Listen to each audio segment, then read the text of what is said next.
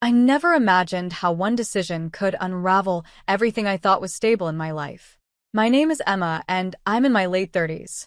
For the past 8 years, I've worked at my husband David's family-owned firm in Chicago. It was meant to be a new beginning, a chance to blend my skills with David's ambition. But looking back now, I realize I was stepping into a storm I wasn't prepared for.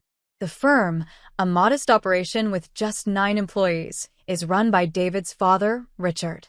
Richard prefers to keep his distance from daily affairs, leaving the real work to David, who's being groomed as the next leader. This arrangement seemed to work well until it didn't. My role in managing operations was significant, but it wasn't without its challenges. My involvement, which I thought was helping, only added to the tension within the family. David's mother, Sarah, is where most of this tension brewed. In her early 60s, Sarah had retired from her own career, supposedly to handle our home. But she rarely took on her responsibilities. Instead, I found myself juggling both the firm and home chores. I remember how Sarah's discomfort grew with every day I spent in the office. The turning point came one sweltering afternoon. We had been arguing about something trivial, or at least it seemed so at the time. Sarah, in one of her frequent outbursts, threw a scalding cup of coffee on my shirt. It was as if all her resentment had boiled over into that single act. I stood there, stunned, feeling the hot liquid seep through my blouse, scalding my skin. Sarah's face was a mix of anger and satisfaction. "You've made a mess of everything," she spat, her voice dripping with disdain. It wasn't just the coffee, it was what came next that shattered me. Sarah declared that her younger son, Eric, would be taking over my role. Eric was only 20, recently back from Los Angeles, where he had grown disillusioned with college life. To say he was unprepared for the job was an understatement. But Sarah, in her certainty, dismissed my years of hard work as inconsequential. She handed me a pre-written resignation letter and ordered the guards to escort me out. I left the building with a heavy heart and a sense of betrayal. How could everything I had worked for just dissolve like that? The shock of being removed from both the firm and our home left me feeling adrift. I knew I needed to talk to David and Richard, but I was terrified of what they would say. David, always the voice of reason, suggested I take a break to clear my head. Richard, though less emotional, agreed that some time away might be beneficial. With a heavy heart, I agreed and decided to take a short trip. I hoped that distance would bring clarity. During my time away, I received an urgent call from Eric. His voice trembled as he confessed he was overwhelmed. Sarah's assurances that the role would be easy were far from the truth. Eric struggled with the basics, accounting, staff management, and even the day-to-day operations were beyond him. It was clear that Sarah had drastically underestimated the complexity of the job I had handled for years. When I returned, the atmosphere at the firm was even more charged. David and Richard broke the news that Eric had made several disastrous mistakes. One of the most significant errors involved defending a major client, a mistake that put the firm's future at risk. My heart sank as they revealed that Eric's missteps could potentially lead to the collapse of everything we had built. Richard, faced with these dire circumstances, announced that the firm would likely need to merge with a larger company. He and David believed this was the only way to ensure the firm's survival. Sarah's reaction was explosive.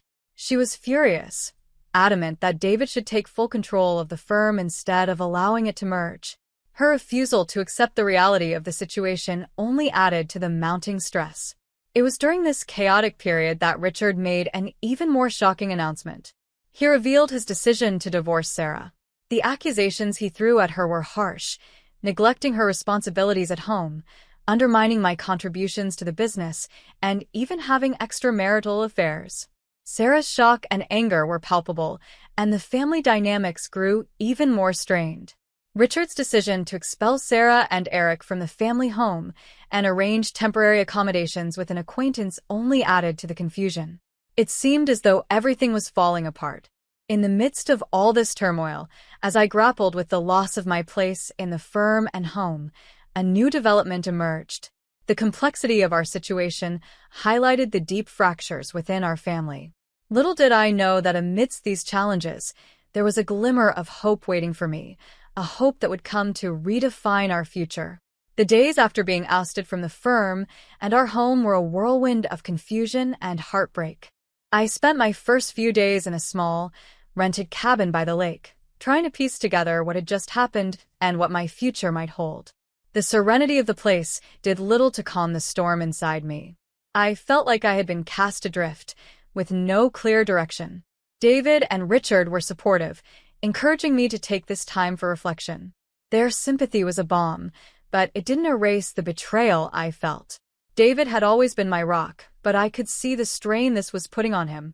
I knew he was struggling with his own sense of responsibility, both towards the firm and towards his family. It wasn't long before my phone rang, and I saw Eric's name on the screen. My heart sank. I had hoped that, after the way things had ended, I wouldn't have to deal with him. But his distress was evident, and I knew I had to hear him out. "Emma, I don't know how to handle this."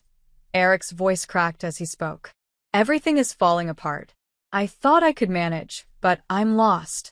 I don't even know how to do the accounting properly, let alone deal with the staff." His admission hit me hard. Here was Sarah's youngest son, who had been given my job without a moment's thought, struggling with every aspect of it. Sarah's insistence that the role would be a breeze was laughable now. Eric's struggles underscored just how much Sarah had underestimated the challenges I had managed for years. Despite my own pain, I felt a pang of sympathy for Eric. He had been thrust into a situation that was far beyond his capabilities. I offered him what advice I could over the phone, but I knew it was a short-term solution. Eric needed much more support than I could provide from a distance. After a call, I tried to refocus on my own situation. I spent my days walking by the lake, reading, and attempting to clear my mind. David and Richard visited occasionally, and their updates on the firm were never good. Eric's mistakes were accumulating. Reports of lost clients and financial errors were becoming frequent, and it was clear the firm was in deep trouble. One day, David arrived with a serious look on his face. He and Richard had decided that we needed to confront the reality of the situation head-on. "Eric's errors have put us in a very precarious position," David said. "We've talked it over with Richard, and he's decided that the firm might need to merge with a larger company. It's the only viable option to save it." The news was both shocking and expected. I knew the firm was in trouble, but the idea of merging felt like admitting defeat. I could see the strain in David's eyes. This decision was not made lightly. Richard believed it was the only way forward, but Sarah was vehemently against it. She wanted David to take full control, convinced that merging was a sign of weakness. As if the situation wasn't complicated enough, Richard had another bombshell to drop. He announced his intention to divorce Sarah. The reasons were painful and deeply personal. Richard accused Sarah of neglecting her duties at home and undermining my contributions to the firm. He even went so far as to reveal her involvement in extramarital affairs. The revelation was a shock to everyone, including me. The family dynamics were unraveling. Richard's decision to ask Sarah to leave, along with Eric, was met with outrage and confusion. Sarah's departure, along with Eric's, meant that the house was now a place of tension and unresolved issues. I couldn't help but feel a strange sense of relief, mixed with sadness. Sarah's exit meant I wouldn't have to face her confrontations anymore, but it also left behind a void that was hard to fill. With Sarah and Eric gone, David, Richard, and I were left to deal with the aftermath. Preparing for the merger was a monumental task. The employees were anxious and unsure about their future. Richard and David worked tirelessly to ensure the transition was as smooth as possible. It was a lot of work, but there was a glimmer of hope in the form of our efforts to stabilize the firm. During this period, I tried to find some normalcy. I focused on myself, on the quiet moments I had to reflect and plan for whatever came next. I thought about my future and what I wanted from it. As I settled into this new routine, an unexpected discovery brought a new dimension to my life. I found out I was pregnant. The news of my pregnancy was a turning point. It was unexpected and filled me with a mix of emotions, joy, fear, and a sense of purpose. Amidst the chaos, this little spark of hope gave me a renewed sense of determination. It was as if life was offering me a chance to start anew, to build something beautiful out of the rubble. As I prepared for the changes ahead, I knew there would be challenges. The firm was on the brink of a major transformation, and my personal life was about to take a significant turn. But for the first time in a long while, I felt a sense of clarity. The future was uncertain, but it also held the promise of new beginnings. The days following the announcement of the merger and the personal upheavals in our family were a blend of tense negotiations and emotional struggles. I had returned to Chicago, trying to adjust to the new reality. The house felt different without Sarah and Eric. It was quieter, but the silence was heavy with the weight of unresolved issues and lingering hurt. David and Richard were working tirelessly on the merger. The firm, which had been my professional home for 8 years, was on the brink of becoming part of a larger entity. The transition was not just a business deal, it was an emotional roller coaster. The employees were nervous about their futures, and the weight of responsibility was palpable. David, ever the steady presence, was deeply involved in every detail of the merger. "Emma, it's going to be okay," he would reassure me, though I could see the strain in his eyes. "We're doing everything we can to make sure the firm comes out of this stronger." Richard was similarly focused. He had thrown himself into the merger negotiations with a determination that was both inspiring and exhausting. He had been a guiding force throughout my tenure at the firm, and now he was navigating this complex transition with the same dedication. Yet, there was a noticeable distance between us, a gap created by the recent family conflicts and personal revelations. One day, while sorting through some old papers in the office, I came across a stack of photographs from the firm's early days. They were reminders of how much we had built together. The firm was more than just a business.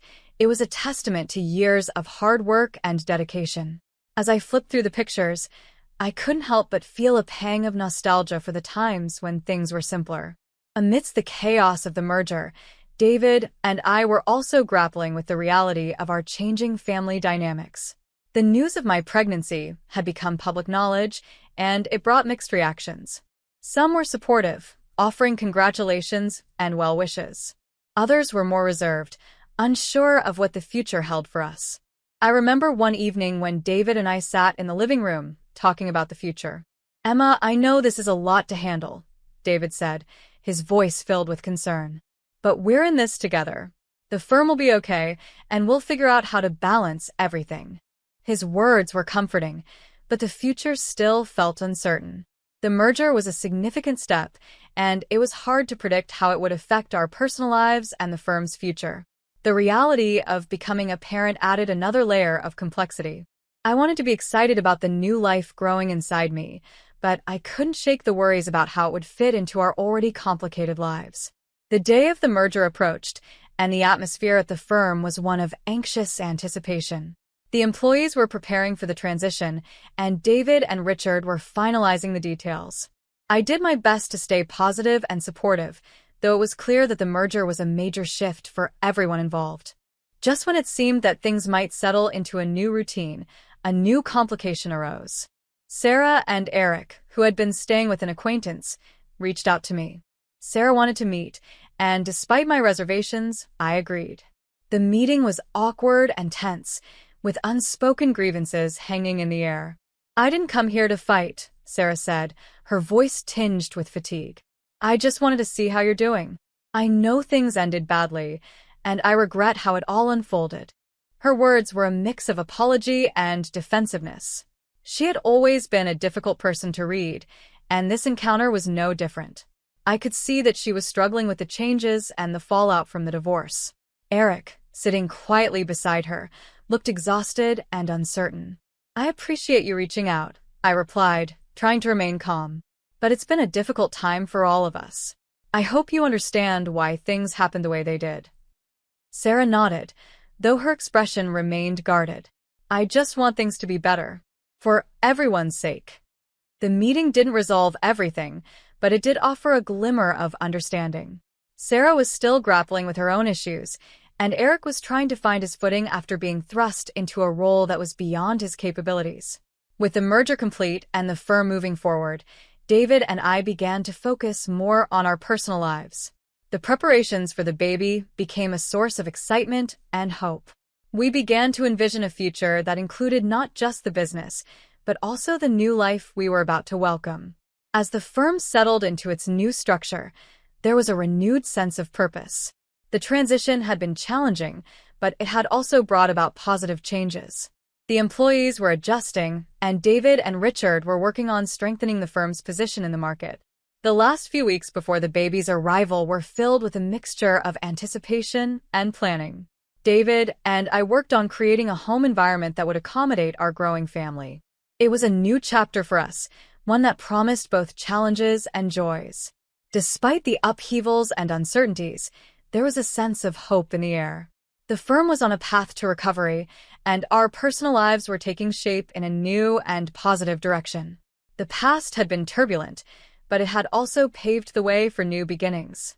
As the final days of my pregnancy approached, I found myself reflecting on the whirlwind of events that had led us here.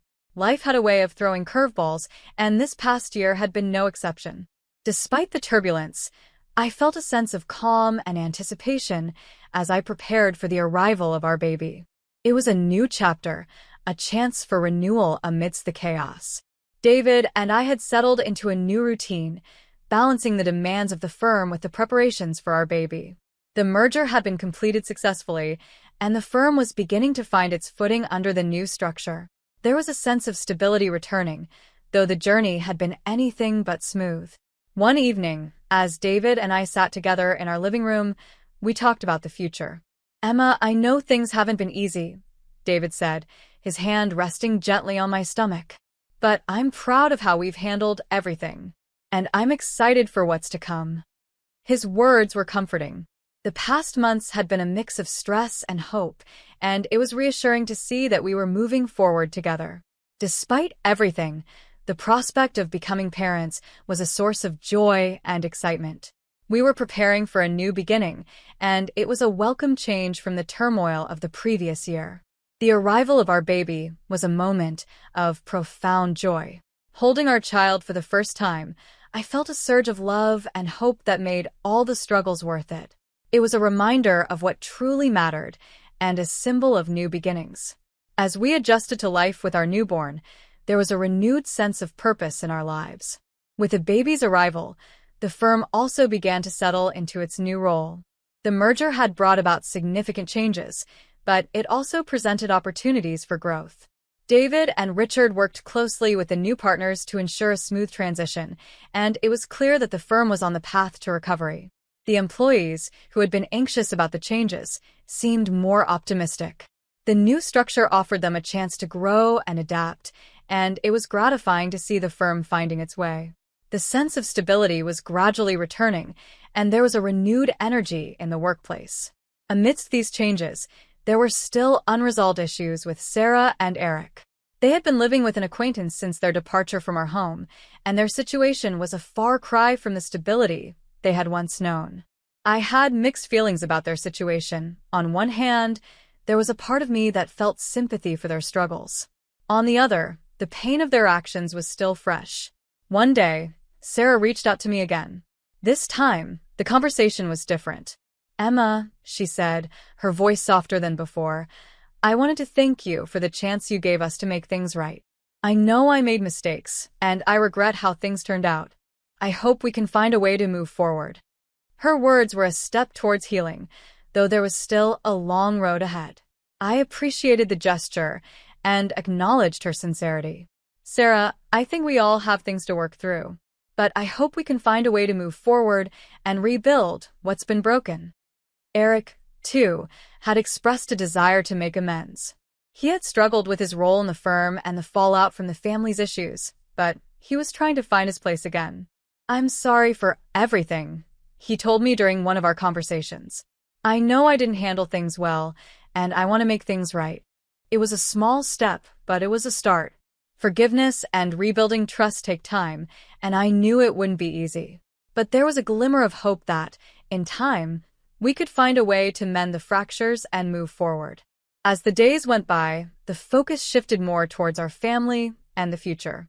The firm was on a positive trajectory, and David and I were finding our balance as new parents. The challenges of the past year had taught us a lot about resilience, love, and the importance of family.